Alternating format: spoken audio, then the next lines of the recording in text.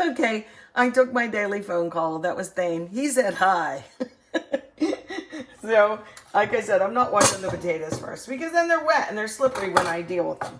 So I want you to see how I cut these, okay? I cut off the end, and then I cut one side off, okay, carefully. Now that I did that, I'm going to roll it. See how it sits flat? Then I'm going to cut this side, roll it again. Cut this side, roll it again. You can keep these and deep fry them. And then I cut the other end off. Now I have this nice little boom, boom, boom. Look at that. And no doubt, every time then I can cut this in 3 and then turn it and cut it again. So I'm going to do that, okay? Once. I'm trying to let you see. Then I flip it like this, and I can either go like this or cut it in 3 depending on the size of the potato.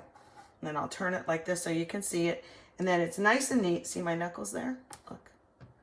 Okay, and I'm holding my knife correctly. Like this. Ta-da! I have all these nice little cubes. They're perfect. That means they'll cook evenly. Okay? So watch how fast in real time. Like that, like that. Roll it, roll it, roll it. Boom. Now I'm going to do my 3. 1, 2, 3. And this one's a little bigger. So look, I can do 3 on this. Whoops. I can do 3 on this too. I'm trying to, you can see, right? Okay.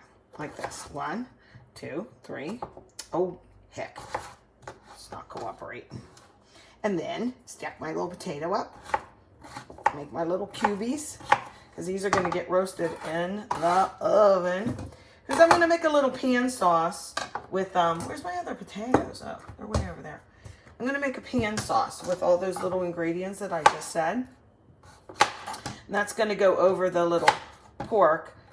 But it's not enough like of a boom gravy, if you will, that it can be, see, that's how I usually do it, but I wanted you to see it. See, I usually go like this and hold it, but then you can't see it.